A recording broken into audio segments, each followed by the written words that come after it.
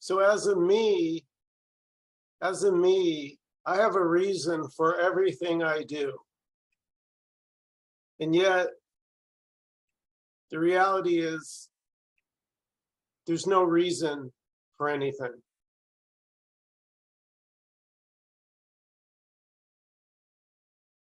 Everything is just happening spontaneously.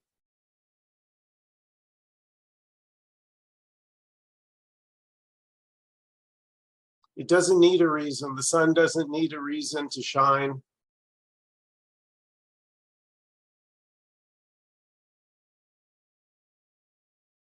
The sky doesn't need a reason to be the sky.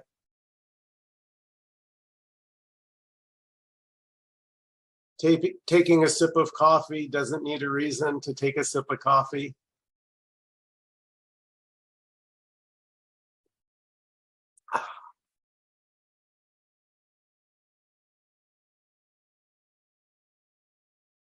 And so everything's just happening spontaneously without reason or cause.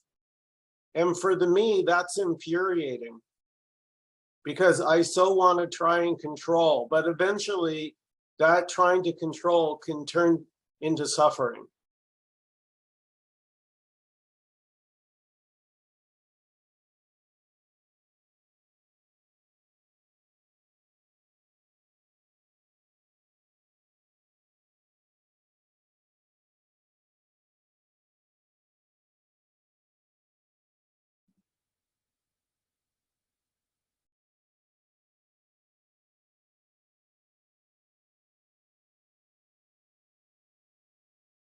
There's no division here.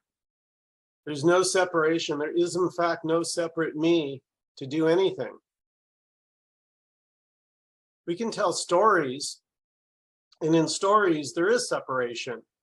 I went to the store. There's a me in a store and going to the store. But that's just in story.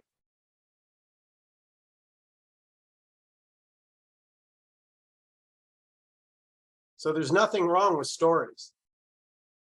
Stories are just stories, like the Three Little Pigs, Alice in Wonderland. They're just stories. But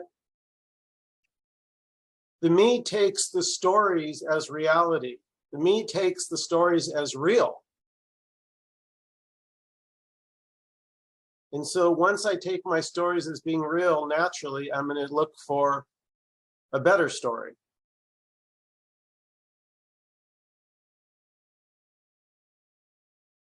But no story is real. There's no such thing as a real story. There are appearances, like a dream.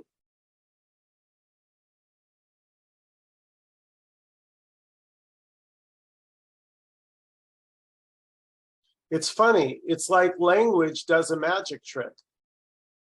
Language appears to divide that which can't be divided. This, what is, wholeness cannot be divided. It's already undivided. But in story, when it's believed in, it seems as if there's division. There's a me, and then there's a world, and they're two different things. The me is experiencing something called a world, but that's all in story. That's actually not real.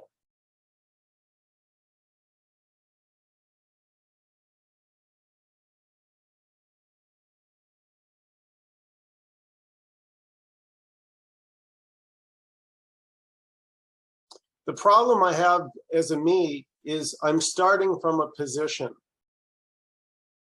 Every me is starting as a position.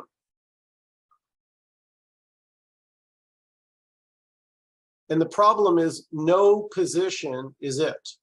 There are no positions in this. They're imagined. It's like an energetic contraction that says, oh, well, this is me, but it's not real. It's like putting your flag down, putting a flag on the moon and saying, I'm here. Well, in story, we could say, yeah, there's someone's putting their flag down on the moon saying they're here, but that's just in story.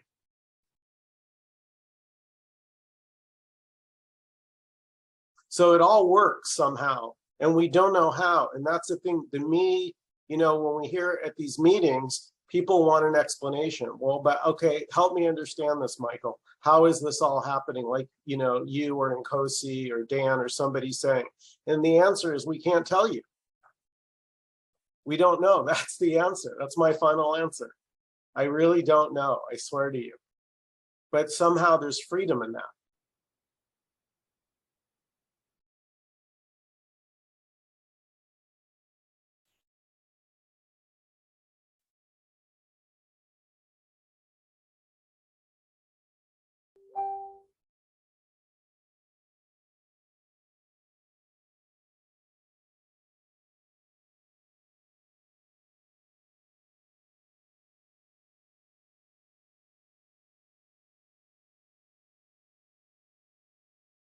Yeah. So Michael, you just said that the me is always starting from a position, and that's really it. I mean, that's what the me is.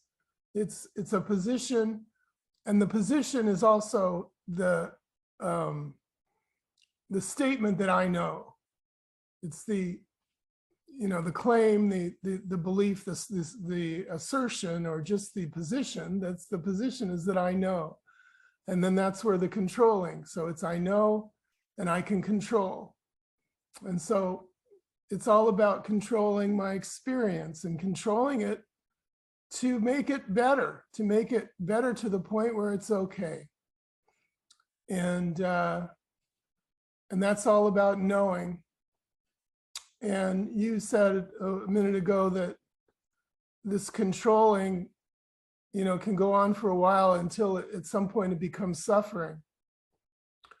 And actually what we're always talking about here is that it's not that it becomes suffering, it's really always suffering. It's suffering from the beginning, because I know I can control, I have a position, that's the me, and that is inherently suffering. That is what suffering is, because none of that is real, and none of that is what's actually going on in the world. I mean, there is no control, there is no knowing. So that's what we're always pointing to here. And so really, when you say it becomes suffering, I mean, it can do that in the experience, right? But really what that means is, when it becomes suffering for me, it's like, it's really my situation has started to become obvious. I become sensitive to what actually the me is all about, what it is.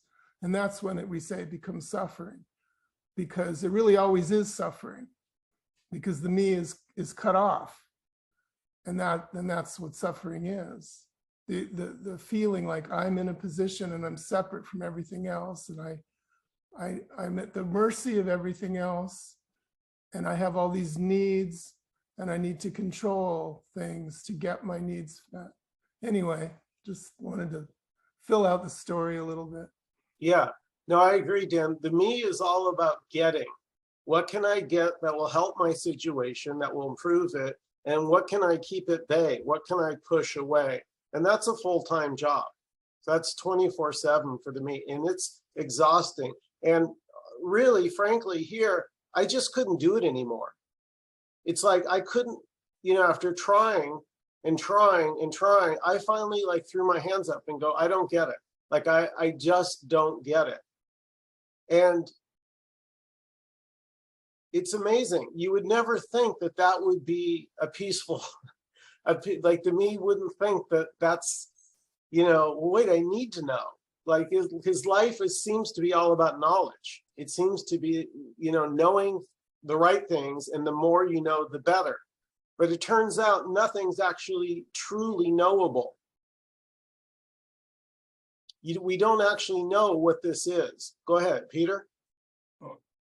As you were talking and Dan was talking, here the me felt like if I only could get there, like, and there was like clear up the neurosis, get the post-primal patient, Arthur Chanovs from LA, post-primal patient, like, or enlightenment. When the me has the illusion, this me had the illusion that there wasn't going to be peace unless I got somewhere.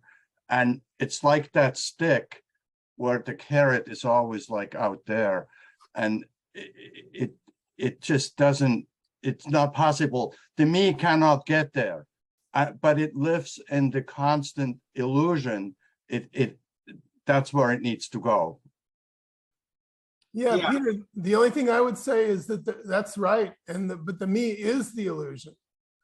I would say that. I mean, yeah, that experience of that, and then the feeling of that, and so it seems like a reality, you know, and that's actually not even happening.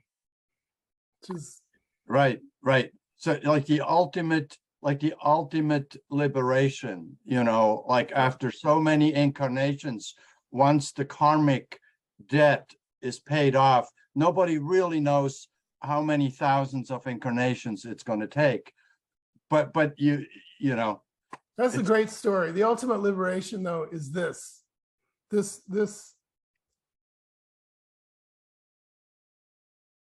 your tank top and the lovely summer weather that we're all having. Yeah. And as a me, it's the one thing the me doesn't want is just this. Just this simple little Zoom meeting with some friends from all over the world, just chatting a bunch of blah, blah. This is too simple. It's not exciting. I'm not stimulated. It's just not enough. That's the me. It couldn't be this simple. That would be way too simple. Yeah. Right. It goes back to the position. The me is already in a position, and the position is it's not simple. It's not okay. It's not what it needs to be. And I need the change, and I need to do something to get the change. That's the position that the me always is. So the me can never hear anything that we're saying here. And it doesn't need to. That's the point. It's irrelevant. The me is irrelevant.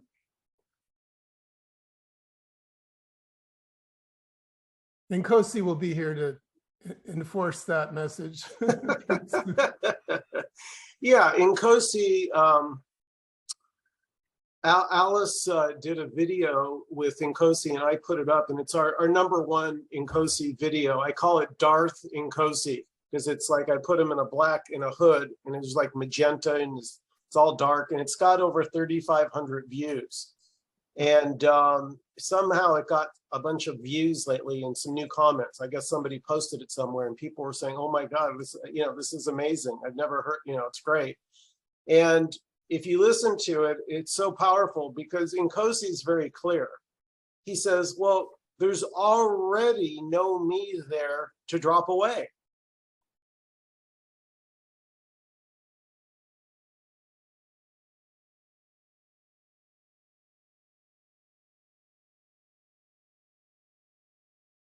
The me seems to be here because the me knows it's here. That's all it is. It's just this knowing, but the me doesn't know that it doesn't know anything. But yeah, anyway. Well, I almost want to say it like this. What the me knows or doesn't know has nothing to do with you. Yeah.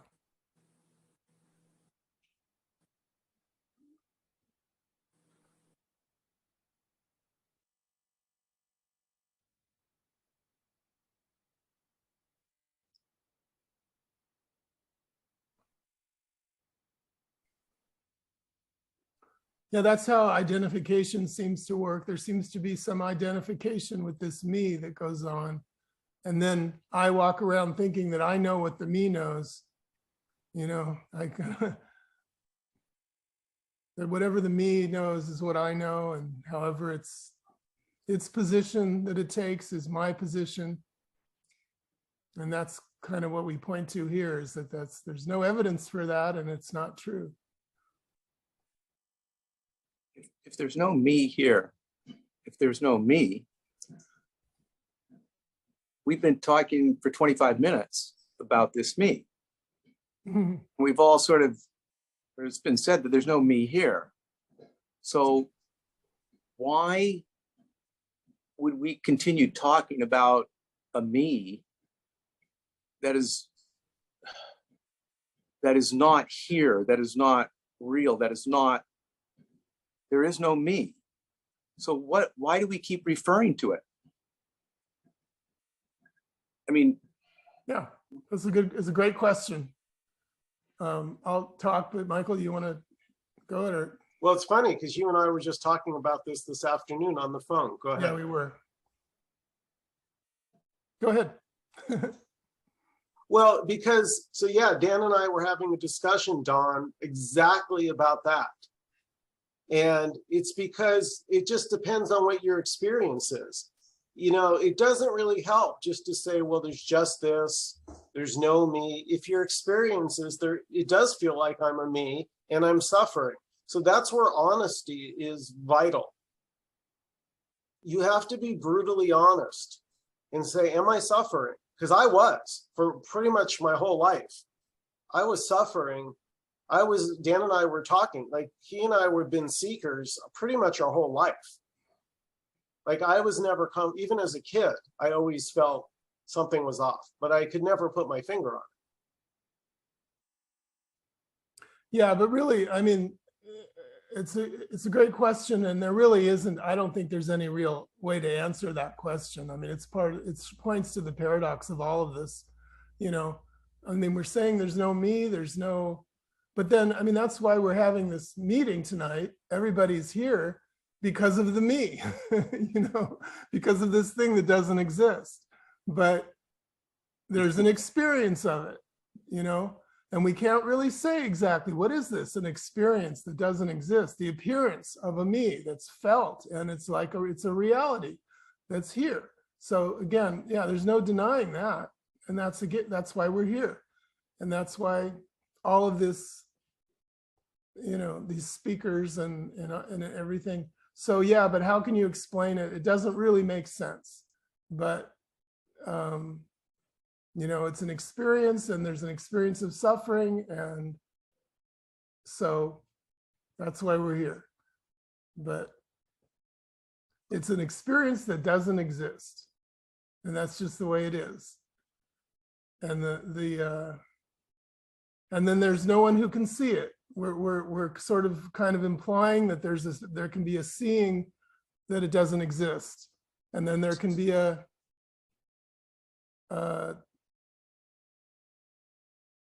that whole problem, just to use, you know, so-called problem of the me, can move along and not be an issue anymore.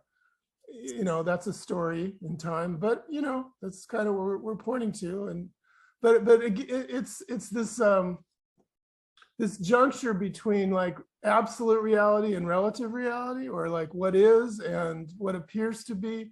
And how do those things go together? No, it's a paradox to try to figure it out.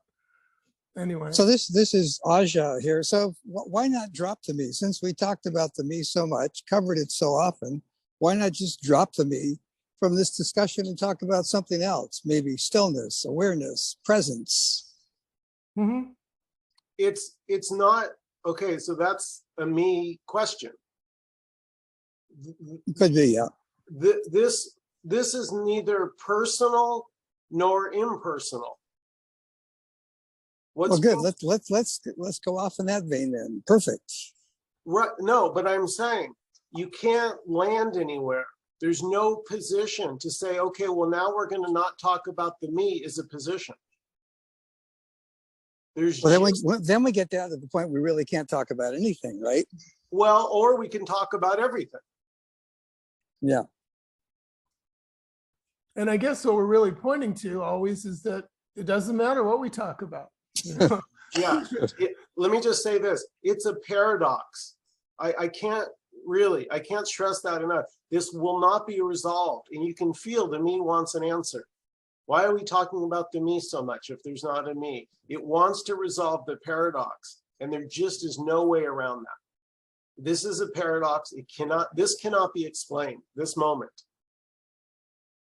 It wants to resolve the paradox, and it wants to do the right thing to do. So, oh, well, maybe just talking about stillness, or just talking about, whatever, duck hunting. I don't know, so. Duck hunting. Right. So, yeah. And who knows what we're going to end up talking about. And it doesn't make any difference, but there's always this, there's a pointing to this me energy, which is always showing its face and always trying to push the agenda. And then we're just kind of maybe trying to, or I don't know if we're even trying, but somehow there's a popping of the bubble continually because. Yeah, because the me says that one story is better than the other. That's the me. There is no better story or worse story. They're all stories. Go ahead. Well, I was just, the term agenda came. If there is an agenda, it requires a me who has an agenda. Mm-hmm. If there is no me who has no agenda, then it's not relevant what we're talking about. Yeah, look at Nkosi. He'll listen for hours. The guy you could talk about anything to Nkosi. He just doesn't care because they're just stories to him. They're just meaningless. This is all meaningless. And the me doesn't want to hear that because as a me, there's great meaning in everything I do. My God, what is my life if it doesn't have meaning? Yeah, and the me is the agenda. And that's the other thing. When the agenda goes, there's no me left. And agenda also is that position that Michael mentioned at the beginning. It comes in the room with a position and with an agenda, and with the agenda is to control and to go, change this experience to what it needs to be and direct the experience. And there ain't no directing anything because it's just what it is. There's nothing separate to direct. And there's right. Exactly. So there's no position is more advantageous. Yeah. There's no advantage and no escape.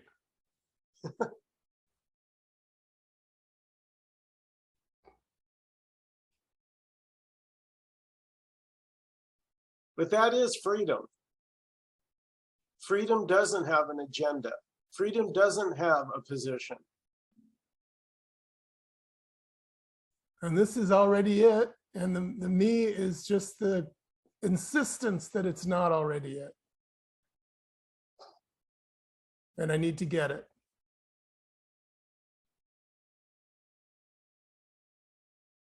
And that's behind every question. So every time somebody like here in the meeting like this or anywhere comes up with a question, they're always speaking in the name of the me. They're speaking for the me. They're like being a mouthpiece for the me. Presenting the agenda and pushing it forward, but then we're pointing out that there's no agenda and there's no one. And it's already it. And it only can be, go ahead, go Faith. I'm going to say, yes, that's been my experience. In these meetings when they come up with a question.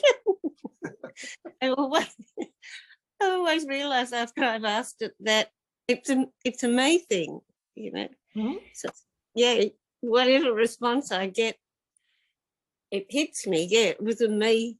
It's come from a me point of view. Yeah. Well, that's what we're doing here. That's the game. It's like tennis or something. Yeah. But the whole world, everybody is just doing the me thing. And the me thing is to put forward the question and look for the answer. And that's the game. Yeah. Oh, it's been said it's like a dog chasing its tail. So that can get old. And you can start to feel that. You become sensitive that all your questions and all the answers you've ever gotten your entire life haven't led you anywhere. Yeah, that's a big day when that happens. To me, is a butterfly net trying to catch air. Yeah, absolutely. That's And that great. can get exhausting, right?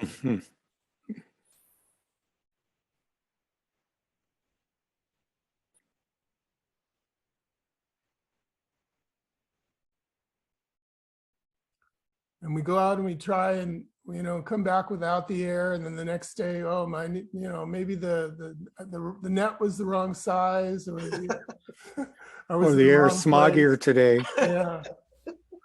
And that's the life. It takes up a whole life. Right. So good, because then that brings up the futility of chasing, of looking for the answer. It really is futile. It is like trying to catch the air with a butterfly net.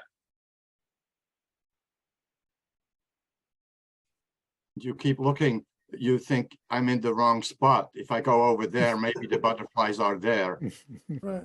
So you study the butterflies for lifetimes. Yeah. Well, that's what life is. Well, but Peter, that's so beautiful, right? Because that's all the me can do is go buy a bunch of butterfly catching books and read up on it and get better. I'm obviously not I have to take lessons. Right.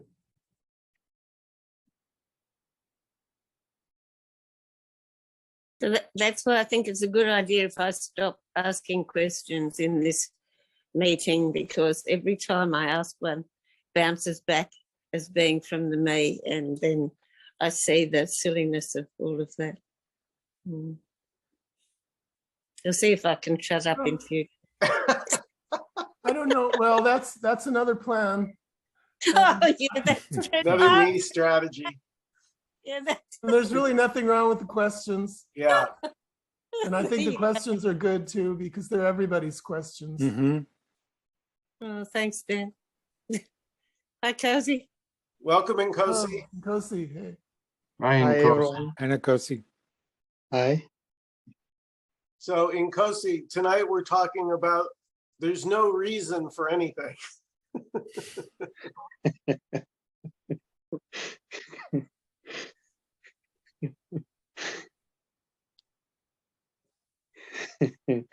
Yeah, as I always say, excuse me, this is going nowhere, really. But when it seems as if there is a me who's searching, it seems as if there's a real somebody who's going through time and space. And it seems to be real because it's believed. There's that strong belief in it. So at times, the me, what seems to be the me, may seem to defend itself because it doesn't want to not exist. Well, as a matter of fact, it doesn't exist already. It's just a thought construct. So, so the me, it's not that the me will eventually collapse, but the me is not already. There's no me. There's no doer of things. Things are seemingly happening, but there is that voice that comes, or that imagination that comes to claim that, oh, I'm doing this and that, or I'm speaking, I'm talking, I'm asking a question now. But the question itself, there's nobody who's asking a question. It's just a question. You know, there's nobody who's searching. It's just a searching going on by itself. There's nobody who's doing anything already. So this is just everything. Yeah. There's no separation. There's no me. There's no real me who's outside of this, trying to get to this. This just this. This just wholeness. Appearing to be somebody who's in trouble, appearing to be somebody who's about to get it, appearing to be somebody who's got it, and appearing to be somebody who's not getting it. So there's no real me who's not getting it. There's no real me who's got it. And there's no real me who's about to get it. It's just it.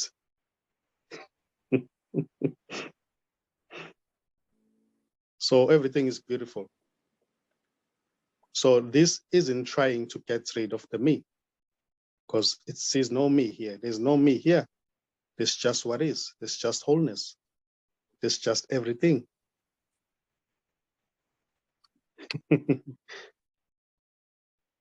So getting it or not, it doesn't really matter. So there's no reason for anything.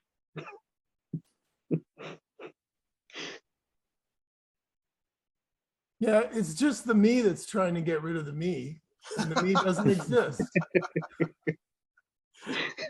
It's just funny. And the me is asking itself questions and then trying to answer its own questions. But it was just a story. The me's the story of the me, but the story of the me doesn't exist. It's just a story for no one. And then there's just this. In the meantime, it's here. You don't have to ask about it. It's too obvious. And then the me will come up and say, well, then why is it happening? And again, we point out, there's no reason. That's the thing. The me wants answers. There's no reason why the sun is shining. Everything happens for a purpose is very popular. Yeah, oh my God, that's the mantra of the me. What is my life if I don't have a purpose? Yeah, a purpose is just an idea made up by the me. You can't find a purpose anywhere, except in the story of me.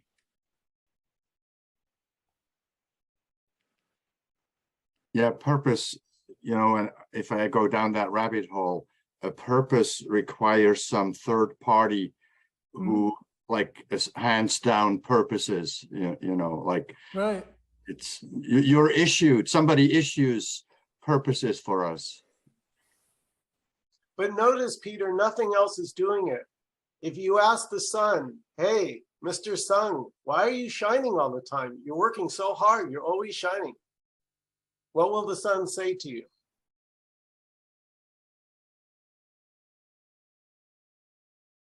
Nothing. Just keep shining. It doesn't have a reason. So the me is the only one looking at that, thinks it needs a reason to do something, but life doesn't need a reason. It goes back to well, what Michael said at the beginning, the assuming of a position. So for a purpose, we need to have a position that's established that determines the purpose, you know, how we can know what the purpose is, because there's a position from which we can look at it and see what the purpose, but that position doesn't exist. There are no positions anywhere unless we just. Yeah. I'm going to play devil's advocate then. Good. The purpose, it's like the divine plan. I just realized I thought there needed to be a third party, but maybe the story could be that there is a divine plan and the purpose of the me is to figure out what its place is in the divine plan. That's the Well, yeah, well, that's a great story. I mean, that's one of the biggest stories in history, but it's a, you know, it assumes that there's a God that's the position that determines the whole business of the plan and the story and everything else. But where is that position? There is no position. You can you know, imagine that, well, there's a position and it's called God, and, you know, tell the whole story of God. And, you know. Are you suggesting that there is no higher power? Well, I'm suggesting that there's no way that whatever we say about anything is a story. And this is I've gotten into not knowing. trouble, you know, with people that are spiritually oriented. Mhm. They are shocked when I said I don't believe in a higher power, because yeah, anyhow, Well, yeah, it isn't really saying that there's not a higher power. It's just saying that there's just this. And there's nothing to know about this. You know, that isn't just telling a story about this. And stories aren't any good to anything because they're just stories and it's already this. So Already this sounds like it's just another story. It always gets back to that. well, yeah, that's already, true too. it's already this. There's no purpose. Okay, whatever. But I don't see why that's not a story as much as there's a power. They are, Don. Those Yeah. are everything's a story. It's all we have are our stories. But the difference is they're seen as just stories. Right. And I'm not really saying there's no purpose or no God or no higher power. I'm just saying that there's no knowing of what that's, you know, But even that's got to be a story. Yeah, right. It's There's always no- it's no- always a story. There's no that it's a story. That's right. because That's right. There's no way there- to say anything that isn't a Right. story. That's true. It just sounds like the way it's put out is a story. I'm not going to talk about the people. Yeah, that is overall the way I hear it. Hmm. Yeah, you glitched out a little, so I didn't hear everything you said. But yeah, I mean, the thing is that's why, I mean, you know, Nkosi says a lot, there's just this. So that's the way of kind of cutting out the story as much as we can, right? Just this. Why it's just means we're not adding anything onto it. We're not, and if the add-on would be the story, but even that, even to say there's just this is a kind of a story. So we just, you know, we can't get out of that, but somehow maybe the communication can come through, which is just pointing to the no story, pointing to,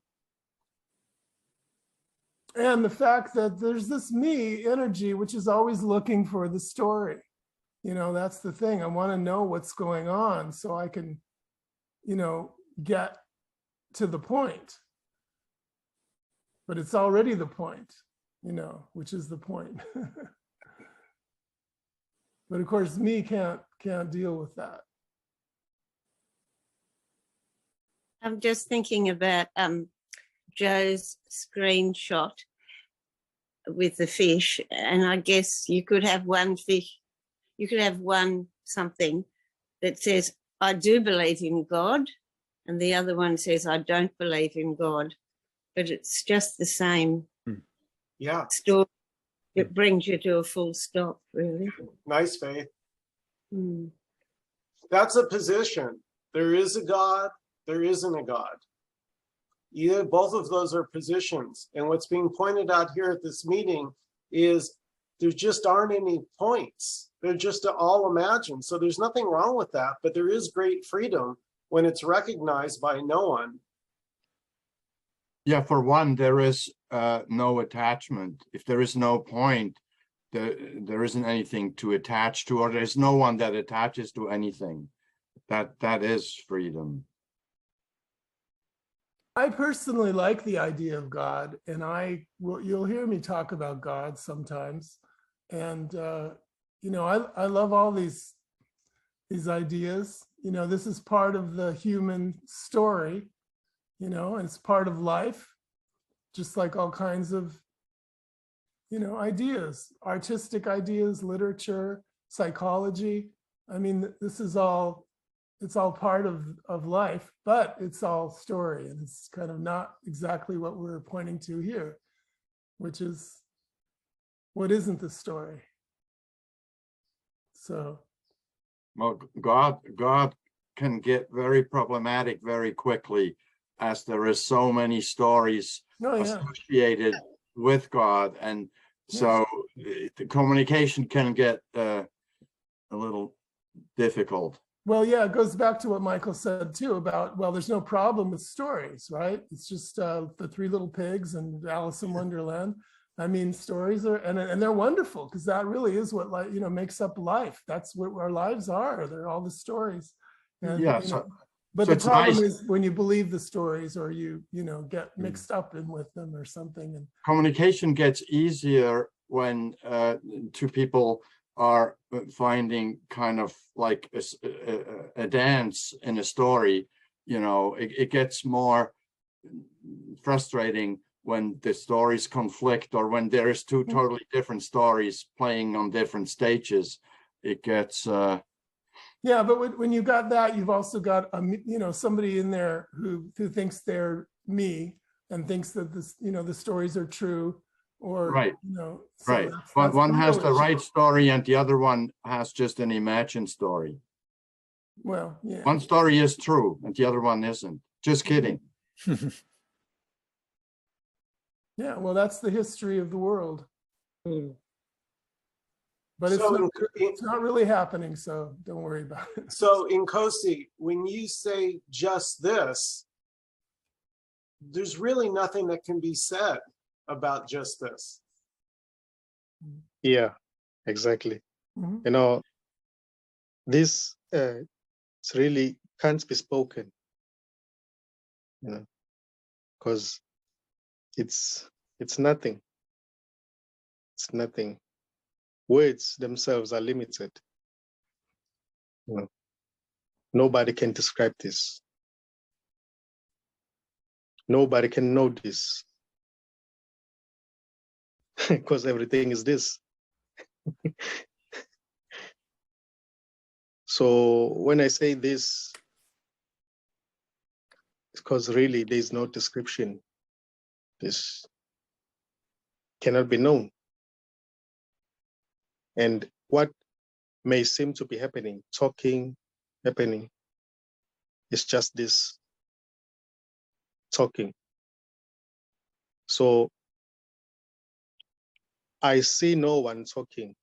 It's just this. I see this talking. So it doesn't matter what is being said, because it's actually going nowhere. There are no real individuals who are expressing their opinions here. This is just this expressing every opinion. So everybody is okay. That's good to know. No matter what seems to be an individual may say, but here it's recognized that it's just wholeness saying it, asking a question, complaining, playing the devil's advocate. So everything is this. Already, there's no individual. There's no separation.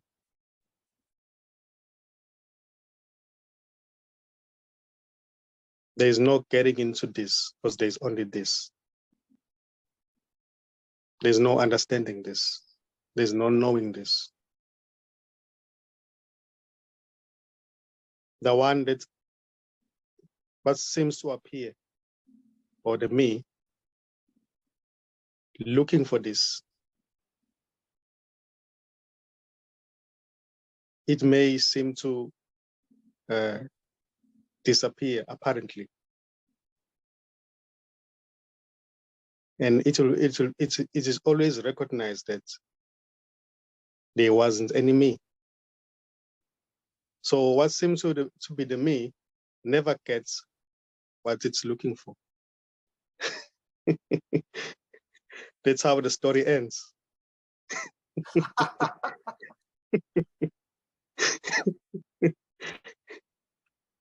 It always dies before getting what it's looking for. So that's why I always say you'll never get it. You'll never get it because there's no you. There's no separate you.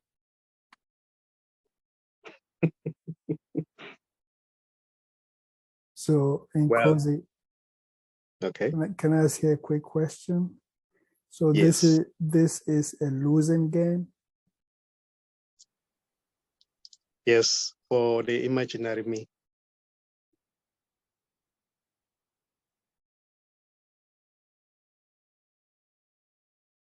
Because what seems to be a separate somebody is just imaginary. It's already not there. There is only this. This has no separation. This is everything. This is life. Life was never born, and life will never die. So when that body drops, there is just life recognizing itself. There's always been life. So there's the separates me. It is recognized that it wasn't there in the first place. So it doesn't even exist. Even in the midst of searching, there's no me who's searching. It's just everything. It's just life appearing to be searching.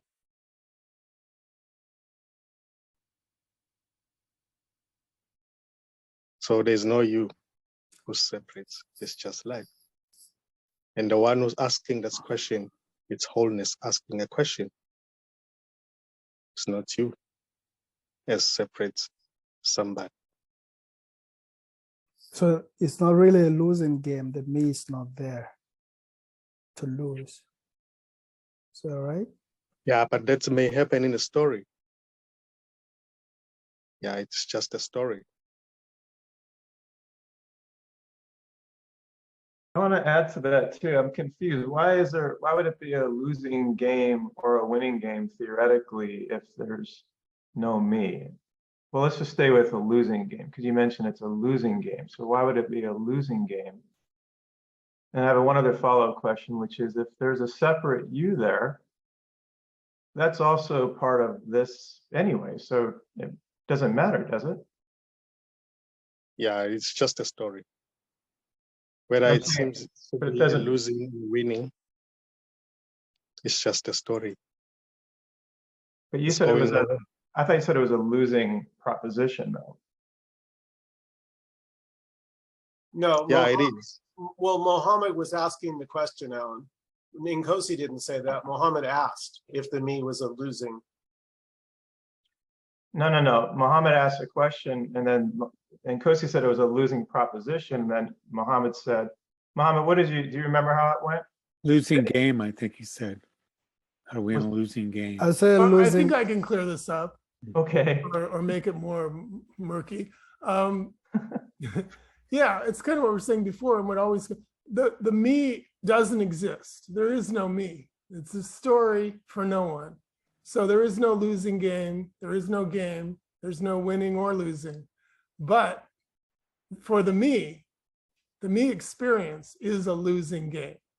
So, you know, from the point of view of the me, or if the story of the me is a losing story, it's a losing game. That's what we're talking about at the beginning when Michael said the experience is suffering. It becomes suffering, you become aware that it's suffering. Well, that's because it's a losing game. But that is just, well, we say illusion. It's an illusion. It's not real. It doesn't happen. There is no me here. There is no story here. There's just this. That's what there is. But there is this other thing that Don, I think, was asking about earlier. Well, why are we talking about the me? Well, because there is this me story that does, you know, seem to exist. And that's what the losing game is. Yeah, but it's a joke because it's a game, a losing game and a suffering game, but it doesn't happen. It just isn't happening and not happening to anyone. And there is no one for it to happen to. And that's the craziness of this whole meeting. A losing game also in the sense, to get back to what Michael said in the beginning, that the me thinks it's going to have to get somewhere and wants to liberate itself and this and that. Yeah. And what was discussed tonight was that in itself is a losing game, because, well, it doesn't exist to begin with, but also it cannot find what it's looking for. Yes, and that whole story is just this, and just wholeness, just freedom, just whatever words you want to put. It's already it. So that's perfectly fine.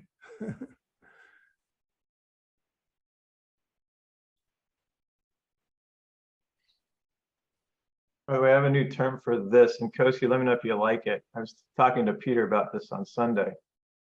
How about this-ness? So you sort of remove the object.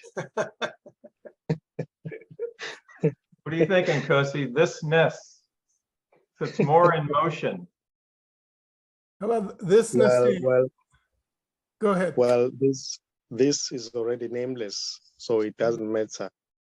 You can call it donkey. It won't matter. Can I call it this donkey? Yes.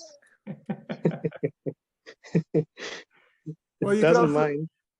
could also call it thisness-ing, and then you have a verb and take it away from being an object. See, now we're working, Dan. This-ness-ing. All right, we have our new term, this-nessing. Or thising. Hissing. Oh my gosh. Well, this has no position, so call it what you will.